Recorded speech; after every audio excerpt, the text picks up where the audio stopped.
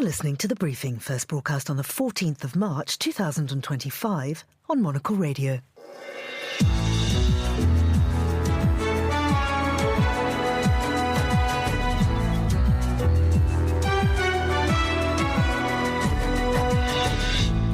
Hello and welcome to The Briefing, broadcasting live from Studio One here at Midori House in London. I'm Georgina Godwin. Coming up on today's programme, terminations, Tesla, Trump and tariffs. Our US editor Chris Lord is here to discuss the latest from Washington. Our foreign editor Alexis Self joins me to look through the papers. What do you have for us, Lex? Hi, Georgina. I've got a story about next week's ballot to elect the upcoming president of the IOC and what that means for the future of the Games. Well, stay right there because we'll be back with you in just a moment. We're also going to look at the Maritime Agreement signed between Indonesia and Vietnam and what it means for unrest in the South China Sea. Plus, the topical issue that some countries are facing because they've got rising populations, they've got a will to modernize and they want to achieve ambitious developments. We'll bring you more content from Cannes and we'll dive into the spring issue of Konfekt with editor Sophie Grove. All that right here on The Briefing with me, Georgina Godwin.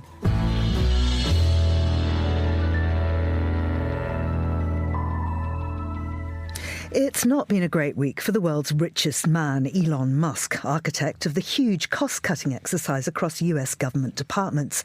A federal judge has ordered the Trump administration to reinstate tens of thousands of federal workers laid off as part of Musk's Department of Government Efficiency's sweeping reduction in personnel across various agencies. And his Tesla car company has become embroiled in the row over tariffs.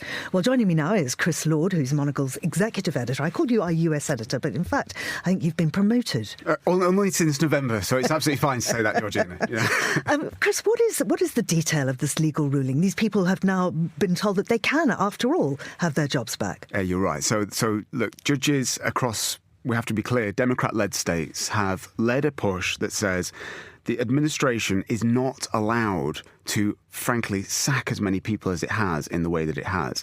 They're talking now about federal workers. So these are the people who work in the government agencies in Washington, D.C., but also have representatives dotted all across the country. That's everything from, the tax collectors, the IRS, right through to the National Park Service. And the last few weeks, we've seen thousands of people been told that they do not have a job anymore. Now, it's clear. One thing to make clear is, these are what's called probationary workers. So that's people who are really still in the early stages of being in that role. So they're still in their, let's say, 3-month probationary period. So the point being that these are easier to get rid of because they are still finding their way to a kind of permanent space in that organisation. But the judges argued that these mass layoffs, which essentially is what they are if you accept them as a kind of one big sweep of the service, essentially none of those states where those people are based could be prepared for the sheer amounts of people suddenly entering unemployment benefits. All the things that states like California, for example, which was one of the states that led this push against the administration, they have things in place to shield people if they suddenly lose their jobs. Well, if that happens overnight, there's no way can the actions of government and the state shift into gear and start to protect those people to make sure that, frankly, they don't end up on the streets. Mm-hmm. So it's a major blow to Elon Musk's attempts to very rigidly cut the bill that the government pays to keep the actions of government running, basically. I mean, he and DOGE, his agency, is claiming huge successes in this mission to shrink expenditure. Has there been any real reliable evidence to back up his claims? I mean, we've seen that some of his figures are just way off. Well, look, if you start sacking people, then you do bring your salary budget down, and that is a fact. There's no doubt about it, that is happening. The challenge then comes when reality bites, and I think we're going to start seeing that more and more. So I think the big one that personally I can see a huge problem coming down the line is that the IRS has lost thousands of people, and there's more potentially in the line of sight to lose their jobs as well. We're in the middle of tax season in the US right now. I've in fact just filed my last tax return to the IRS, and lots of other people will be frantically doing the same ahead of the April deadline. When you get to the point when, first of all, people aren't getting their refunds, their tax refunds, which Americans wait for every year, or conversely, people stop being audited, wealthy people suddenly stop being audited for let's say, opportunistic dodges of taxes that they should be doing, or simply being investigated as they always did, then there's going to be major alarm bells ringing. And I really do put it down to those refunds. When Americans don't get that check in the mail from the IRS, they're not going to be happy. And frankly, you need people on the ground to do that. The IRS is a great example. If anyone who's dealt with that agency in recent years knows, it is already understaffed with people who frankly don't have the experience in that role to do this efficiently. So the Department for Government Efficiency, yes, will lower the salary bill, but could end up making government incredibly inefficient. I'd like to have a look at Tesla now, because Musk received a huge boost from Donald Trump when the president bought a Tesla in support of the car company he calls Elon's baby. But this came as shares in the company took a huge dive, and now Tesla's warned that Trump's trade war could expose the electric car maker to retaliatory tariffs that would also affect other automotive manufacturers in the US. So there's a lot to unpack here, from free advertising to tumbling stock prices, and now Musk's company seemingly at odds with his biggest supporter. I mean, Musk, the letter was unsigned. Musk must have known about it. Indeed, yeah. Look, it's been a bad week for Elon Musk. I mean, he gave, it's fair to say, a bit of a car crash interview to Fox Business, where the interviewer basically asked him, how can you be doing all this in government and laying people off and also successfully run these incredibly complex and profitable at one-time businesses successfully? How can you do that? How can you possibly make that balance? And he didn't really have an answer. He sort of said, yes, it's pretty hard. I'm trying my best. Well, shareholders don't want to hear that. They want to hear vision and plan. And frankly, he's spread himself so thin across his interests that it's very, very difficult. Now, you talked about some of the challenges that the business itself faces. I mean, since the start of the year, Tesla has wiped 40% off its share price. That's a huge amount. This was at one time, one of the what they call the Magnificent Seven in America, the stocks that continue to drag the whole market up, even despite some sort of lower bits around the market. Those 7 stocks, which include your Apples and your Nvidias and indeed Tesla, drag everybody up. 40% wiped off it. At the same time, while Elon Musk has very much thrown his lot in with Donald Trump, let's not forget, Donald Trump has wound back some of the subsidies that made buying an electric car in the United States very attractive, not least Teslas. He's just simply, all those Biden-era subsidies has wiped them off. So there's lots of frankly, headwinds for Elon Musk by being in the slipstream of Donald Trump. And I think, just on a very personal level, you've seen Tesla showrooms being picketed by demonstrators who've come out who said, don't trust Elon out, he can't be sacking all these federal workers. So all this stuff is really conspiring. Just the last point on that, Georgina, in terms of the tariffs. The concern here is that as Donald Trump imposes these sort of very unilateral tariffs on various countries, that they will retaliate in kind with their own tariffs. Now, the big concern is, I guess, China. Let's not forget, China really made Tesla the business that it is. Those cars are extremely popular there. They're also largely manufactured there, but they still rely on parts coming from other parts of the world. But they are made there. And that is going to hurt their business extremely if there is we've just seen Trump put another 20% levy on Chinese business. If that continues to ramp up, more retaliation is going to be extraordinary. But very finally, he's broken ground on a huge gigafactory in Monterrey, northern Mexico.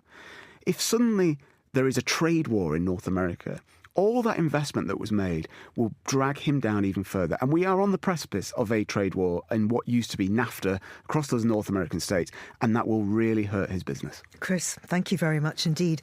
That was Chris Lord, Monocle's executive editor. Now, here's Monica Lillis with the day's other news headlines. Thanks, Georgina. Top European officials have congratulated Armenia and Azerbaijan for finalising a peace deal to end their decades-long conflict and urged them to sign the treaty soon. Baku and Yerevan, who fought 2 wars for control of Azerbaijan's Armenian-populated region of Karabakh, said they had wrapped up talks yesterday and had reached a peace agreement. Taiwan's new president, Lang Ching-te, has formally labelled China a foreign hostile force and ramped up national security measures in the face of growing threats and a string of spying cases. In response to Lai's remarks, Chinese authorities called him a destroyer of cross-straits peace and a creator of crisis. 3 more members of the Norwegian ski jumping team have been suspended over allegations that they altered their suits to make them more aerodynamic. In total, 5 Norwegian ski jumpers have been suspended, along with the team's head coach, in a scandal that has shocked the sport. Those are the day's headlines. Back to you, Georgina. Thank you to Monica Lillis. Well, let's turn to the papers now, and I'm joined by Alexis Self, Monocle's foreign editor. Thanks for coming down, Alex. Good afternoon, Georgina. Now, the New York Times says everyone has a plan for Gaza. None of them add up. And it starts by saying under President Trump's plan, the United States would govern Gaza and expel its residents. Under the Arab plan, Gaza would be run by Palestinian technocrats within a wider Palestinian state. By one Israeli proposal, Israel would cede some control to Palestinians but block Palestinian statehood. By another, Israel would occupy the entire territory. There are a lot of problems here.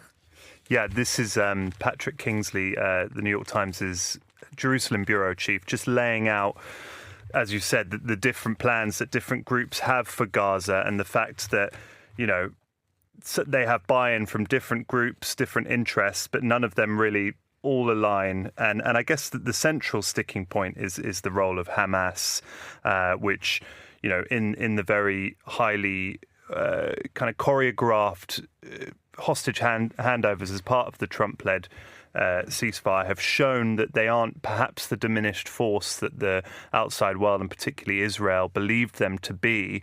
And the fact that, you know, they still want a role in Gaza post any, peace deal. But that is a complete red line for Israel. So that's the main blocking point.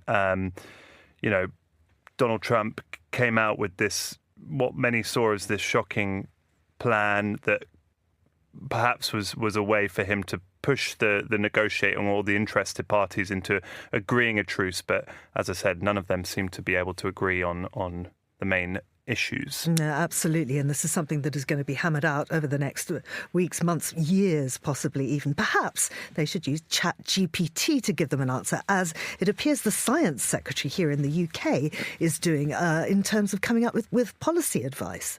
Yeah, this might not shock many people who the idea of intelligence and politician, you know, in the same sentence, it might be welcomed.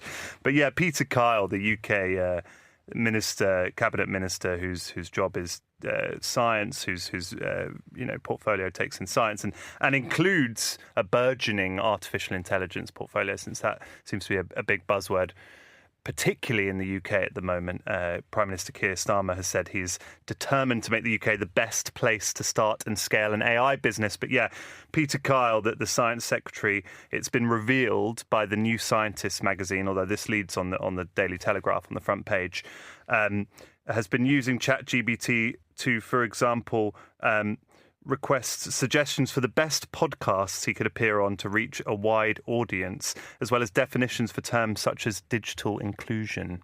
Well, I mean, it's part of his job description, though, isn't it? I mean, he's just using the tools that he's promoting. Yeah, my view on AI is once you let the wolf in through the door, then you might find that it's doing, and you ask it to do parts of your job. I'm saying this obviously as a writer and editor, that eventually you'll find it doing most of your job and, you know, not deigning to ask you your own opinion on things. Well, absolutely. And that's something, of course, everybody's watching.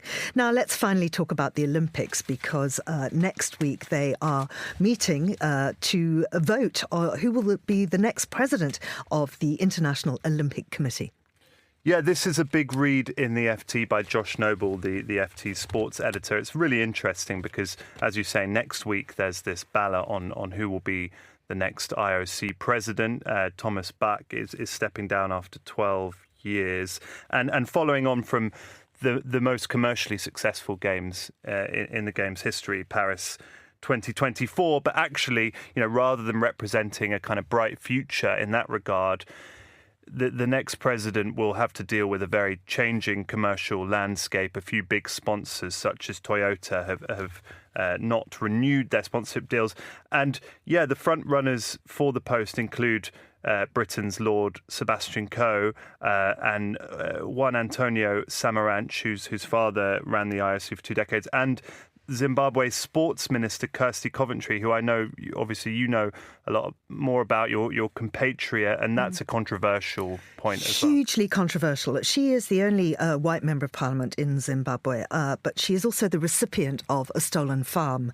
And, of course, people in Zimbabwe are really, really unhappy about this. A farm that was stolen, in fact, twice. Once from its original owners, it was given to Mugabe's nephew. It was then taken off him after Mugabe died and given to Coventry. And mostly this happens when people are in the government pay, and obviously she's a minister, and we know that there are terrific human rights abuses going on in Zimbabwe, and basically ministers are given land to shut up just to do the job. And so the opposition in Zimbabwe say she should absolutely not be representing the country at the IOC. She is a criminal, she is a thief, and she certainly cannot be trusted to run an organisation like the International Olympic Committee. Yeah, so it's lots of questions being asked of the members. I think Sebastian Coe is interesting. He obviously helped manage the London 2012 Olympics, which is widely seen as a success.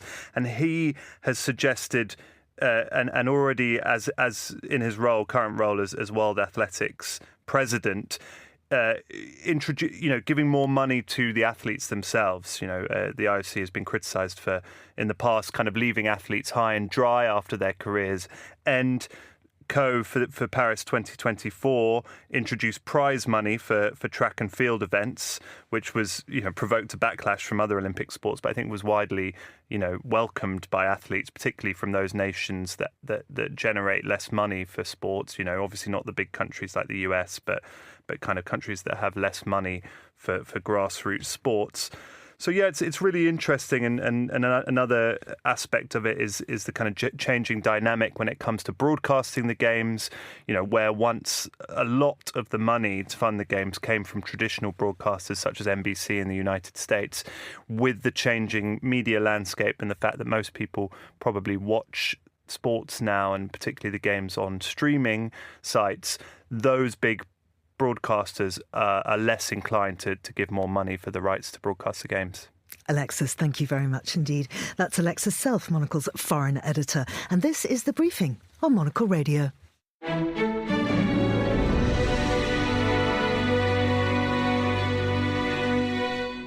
You're back with The Briefing on Monocle Radio. As the world's premier real estate gathering, MIPIM sets the agenda for how we design, invest in and shape the cities of tomorrow. At the helm is Nicholas Kuzabek, whose role is to ensure the event remains a global barometer for urban development, sustainability and innovation. As the event draws to a close today, Monocle's editor-in-chief Andrew Tuck caught up with Nicholas to hear how MIPIM continues to be the meeting point for those redefining the built environment. Andrew started by asking what the mood was like at this year's edition of MIPIM. The mood was, in a way, quite similar to what we started to experience last year. We know we are getting through many, many challenges overall in the industry, but in the wider built environment, many geopolitical issues that are ongoing. But people are now ready to do with it and to be able to innovate and make things happen, even if the context is not the easiest. I think that the mindset is quite positive, and that there's a sense of maturity in that context that I like personally.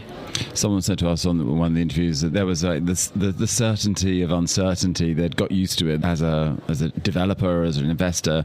You have to think long term, and you have to, at this point, just get moving a little bit. Is that your sense that actually, even if interest rates are still a bit tricky, even if there are questions about how steel's going to move back and forth across borders, that actually people are now taking the longer view? Yeah, I think even at a personal level, nobody wants only to be reactive to what's going on. We all want to take control of things in a way or another. It's good not to control everything, but to a large extent, especially if you're running a serious business, you need to be proactive and to build a midterm vision. And real estate is even more about that, because it's not short-term projects. So yeah, I can definitely relate to that, getting in the right direction. Uncertainty is part of the business more than ever, but we're fine with it. One of the reasons we enjoy coming here is because it gives you a snapshot of the countries and cities that have the most ambition, or places which are beginning to change their perspective. Some new countries here this year, I think Romania, a new attendee, Uzbekistan. Are you seeing some shifts in the kinds of countries that are realizing that MIPIM is a place to come and do business? Yeah, there's definitely a shift. There's a mix that is more and more visible between, let's say, still a majority of countries that are very mature in their urban development, and they are looking forward to understand how they will face future challenges with existing built environments. In France, in the UK, in Germany, across Europe and across the US, for example, you know that your capacity to build something totally new is zero. So you have to understand how you retrofit, how you rebuild, how you renew what you have. And on the other side, and I think that Uzbekistan is a very interesting case. You have vast parts of the globe where urban development is really the topical issue that some countries are facing, because they've got rising populations, they've got a will to modernize, and they want to achieve ambitious developments. And these countries probably feel more and more that MIPIM can be a nice place to do so. Saudi has kind of inspired participants this last year, and Uzbekistan is a really nice example again, because New Tashkent is something that is crucial for them. They are very proud of it. They are showcasing it their way this year, and then as all exhibitors, they will learn about what they can achieve at the event. I'm sure they will come back next year and tell this story further. They have a vast city map that they have laid out, lit up, which everybody is gathering around. Just tell me, as with your organizer hat on, when you wander around and you see all the different stands, what makes a good stand? What makes one work? Is it the quality of the pastries you're serving, how good your coffee machine is, whether you've got wine at 4 o'clock? I think that historically MIPIM has always been around projects and around being able to see what's going on there. So I think that the models that some of the exhibitors are using are really a very important element that should be there if you really need to ensure that people can understand what's going on. So Uzbekistan has done that, Saudi are doing that, but then you have the London stand, when you still have that model that we reinvented a bit by making a bit more immersive. This is a good way to make a stand. Then pastries, I don't know. I try to avoid that, because otherwise you end spending your day eating pastries here and there. Then it's having the right people. I guess it's about people who are there. MIPIM remains a decision makers event, so happen to meet the people who can actually make decisions on the stand, and then you probably have a better experience than just getting in touch with people who will not be able to have direct answers to your business matters. And just tell me the evolution of MIPIM. We were here for Monday, the housing matters element.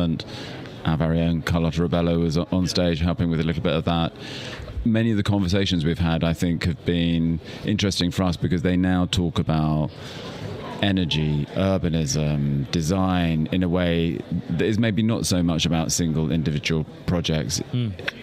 Is this changing, do you think, over the years that you've been involved, that MIPIM is becoming as much a city conference and urbanism conference as it is about actual developers and individual sites?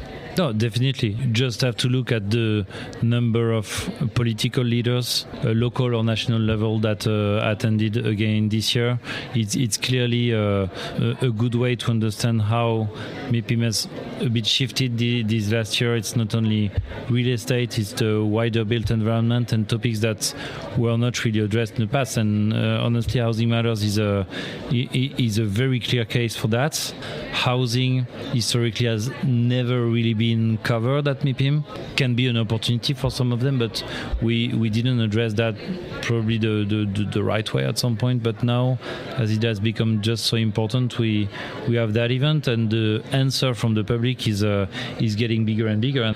We just had the figures last Monday. Overall, we had more than 1,000 different participants to Housing Matters. It's a surge versus last year where we had 650 participants, and we're already very happy. So it just shows that the response from the participants is there. So it can only bring us more excitement to already work on MIPIM 26. Nicholas Kuzelbeck there, talking to Monocle's Editor-in-Chief, Andrew Tuck. Thank you both very much. You're listening to The Briefing on Monocle Radio.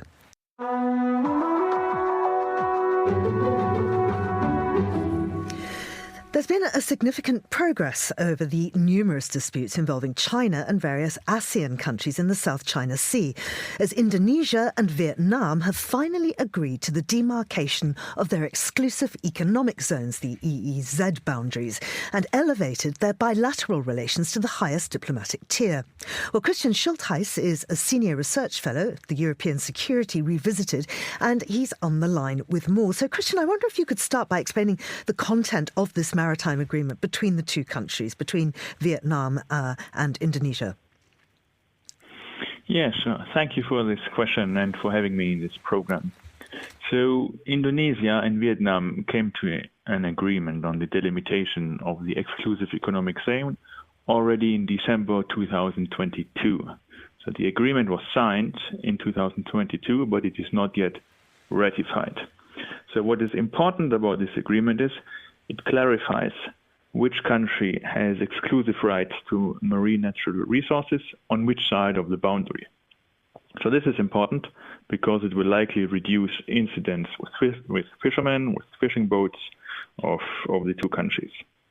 So in addition to clarifying rights to marine natural resources, this agreement can also be seen as defining enforcement rights. So this means the agreement specifies which Coast Guard or maritime police is competent to enforce, for instance, rules on fisheries. So once the agreement is ratified, the fishing industry and Coast Guards have clarity in which maritime zone they are allowed to be active. And this we have seen in the past is of course, the crucial step for an area such as the South China Sea. Vietnam and Indonesia already have an agreement on the delimitation of the continental shelf. So the continental shelf is the area where, for instance, hydrocarbon resources such as oil and gas are located. So this previous agreement was signed in 2003. And then what will be important to observe now is how the two agreements on the EEZ and continental shelf relate to each other.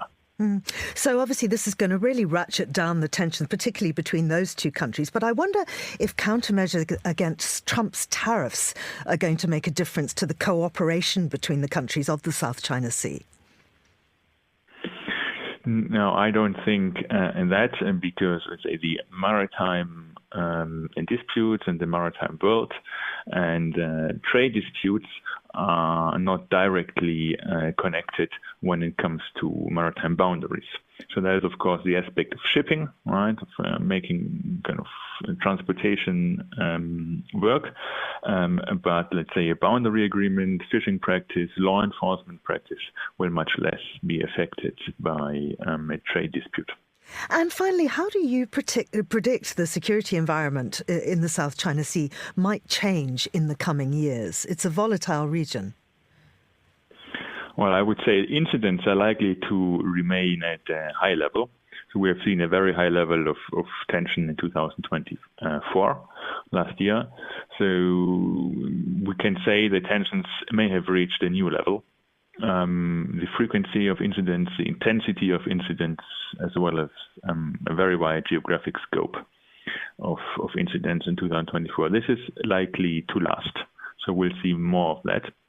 But we could also observe that all countries continue to have an interest in preventing the escalation of tensions to reach full conflict. So we have not observed this in the last couple of years, and that's kind of the good news, that all countries seem to stick to this approach. Christian Schultheis, thank you very much indeed. This is The Briefing.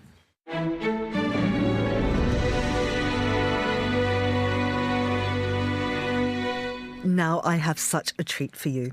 The new spring issue of Konfekt is out on newsstands on the 20th of March, and it's in Monocle shops right now. I have a copy. It's a sumptuous treat, and the editor, Sophie Grove, also a treat, is here to discuss it with me now. Sophie, welcome. The Konfekt, I'm going to read the strapline. The magazine for sharp dressing, drinking, dining, travel and design has just landed. Is there a theme for this issue?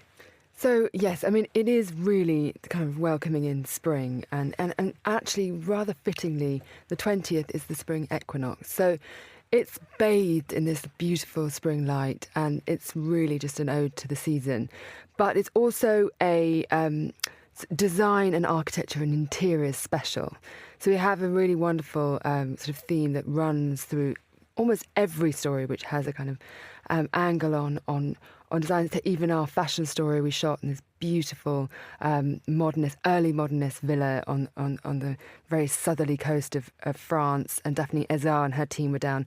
It's just a beautiful kind of like sort of that sort of sense of the kind of Riviera in the 20s. It's built by Robert Mallet Stevens, and it was a kind of home to all the avant-garde artists of the 20s and 30s, and they were kind of just gallivanting around there. You can really see that in the architecture, but it frames, this wonderful sense of spring style. Light jackets, we're suddenly just tossing away our coats, and it's just stepping into that moment of kind of levity and just lovely kind of moments, sartorial moments, but also reflecting on architecture throughout the issue. I mean, the whole thing does feel like it's got this sort of crackling sense of spring promise in it. And you've also done a bit of a redesign.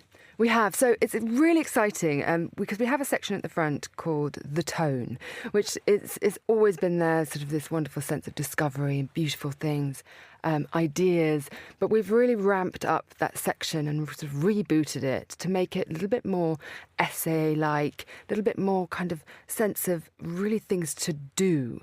So we've got a beautiful section on just exhibitions around the Black Mountain College, and there's an amazing exhibition, an artist called Ruth Asawa, who's showing her work in San Francisco, but then it's looking at different sort of exhibitions all linked to that college. So there's a clustering of ideas. Also, we have a little bit of sort of reading list you'll like in there. A lot of reflections on sort of things to do in the season. And one lovely new section is called Civic Style. And with this issue, we've gone to Thessaloniki and we're looking at sort of what unites sort of chic women there. The kind of sort of that particular lilt, that particular kind of sort of sartorial kind of thing you find. You go to a city and you think, what is it about this place? What is it about the way people dress and the kind of attitude and the philosophy that seeps into everything, even the way people walk and carry themselves? So it's a kind of little, it's a little reboot, but I think people will find that it really kind of gets their diaries out, and people will start just filling up those sort of the spring moments with some of the things that we put in that front section. Now, there was one thing I was really sorry not to be able to join in with, which was a fantastic lunch you hosted in Munich. Yes. So I went to Munich, and it's a very interesting location because this wonderful designer and architect, Marie Eine, she lives in the house that the inventor of the diesel engine built for himself and his family in the very sort of turn of the century. But she's an acoustic designer, and all her installations kind of absorb sound.